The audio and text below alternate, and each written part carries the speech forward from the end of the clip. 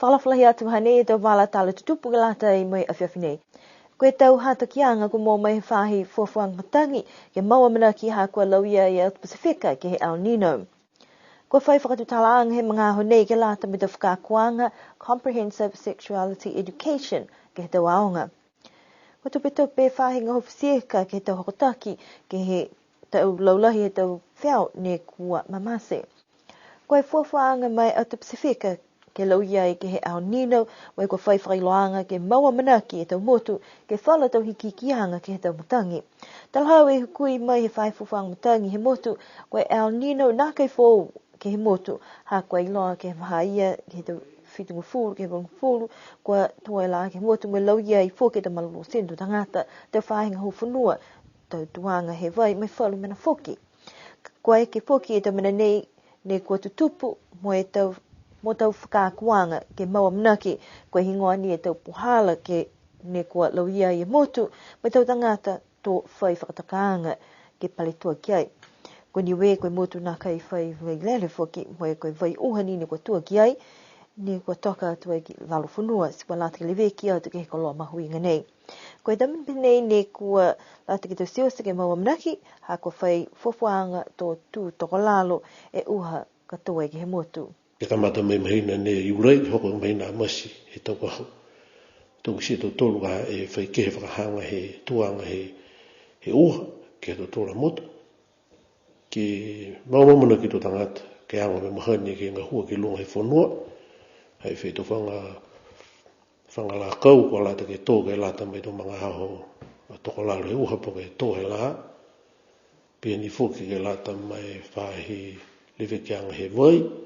whakame longa po ke whakamanatu ki tō tangata e pui anga po ke lewe ki anga he vai ki ua whakanoa po ke mai longa, po ke tungi ke tau wāo ha tō tōru, ke tau mga hao kaya ke kua la whoki, mai longa osi tō mnosia, po pia whoki ke he whahe maloro seno, haka mena kaya ke kua whaihiki pihia e matangi, ke tā mga hao ta maha, tō hai whoki lauia ke tō mumui he tau tangata e mota, tō ngā ngāo, tō whamana pihia ni kua lata ki iloa tua he tō tangata. Si pia ni whoki ke lata ia mai tau apamana ki anga whoki ke lata mai mga hala wha, hako lau ia whoki e mga hala nei he alanino ke mga hala wha ke kamata e mahina no vea mai tau nei whoki. So ke mga hala alanino, mga hala ne wha longa e tau a wha, ne wha mai ke kaha ke tutupu e ki he Pasifika. Mo e tō malolo fu ke lo tōru, tō ahe ni fu ke tō wha kua mare atu ki mua lo tōru a malolo, hoko atu ke te kuri whai whalu. Koe mena ni e tōna tangata ke mau mamanaki, mo e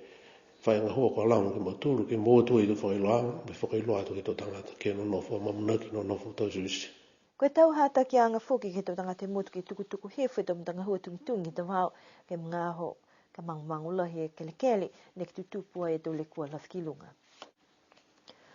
Koe whahitapu nei kua whai whakatutalaanga e tā puloto mai he UNESCO hanga au ke he tau whakakuanga Comprehensive Sexual Education ki loto he tau pokuaunga. Koe whakaholoanga nei ne kua whakatutala ki e tau ikipule ke he tau whai whakakotama mai he tau atu motu he forum ne whakahoko e halo tūra whanuanga ki ke he atulunga he tau nei, mo e talia uloa i alo tūru ke whai tau seanga, mai tau mui he tau tangata, mai tau whahi malolo seno whoki.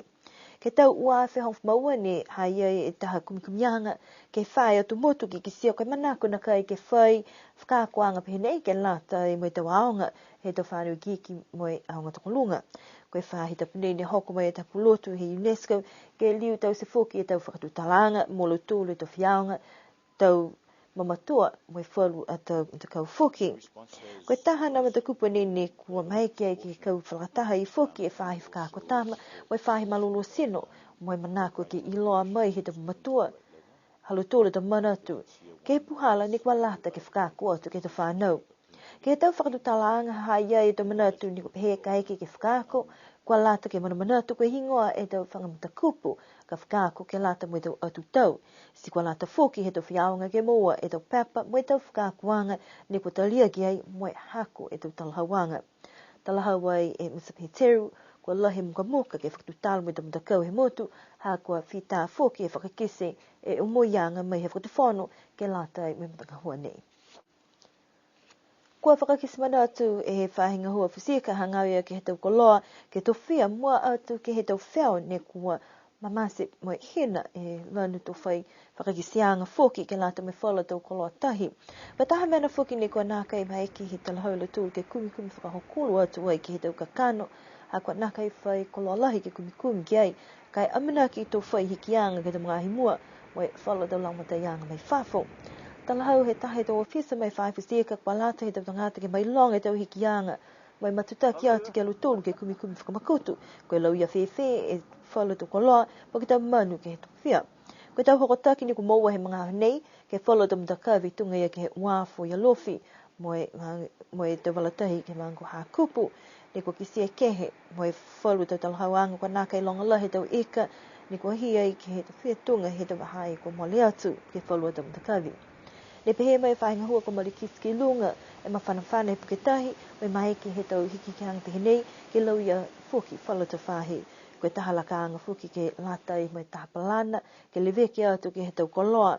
ke tau whia po ke ururu ke ngā hua kau flataha i fuki mai tau whono tak maanga mai tau tangata ni kua lau ia ke he tau whiua takawhanga ke he tau whia. Whakatu mawanga ia halu tūla ole fuki ke tau tangata he motu ke whakailoa atu kai ke kua whai mena kua ke he lahi kwa lata ke mai long he whainga hua, si whakailoa atu ki aluto. Hena e te wala tāna tutupu, ne ko mō mai ke lātai moi a whiawhinei, amanaki ke whime behenei fua ke whahi tapuka hau. Ke manui nei oki oki waha tapu, ne hanga awa tiki ai, ko hingoa ni ta whakahoroanga, ne ko whakataka ki ai, amanaki ke whime behenei fua ki. Nura fua, muni ni pō, tu ririu ke whime.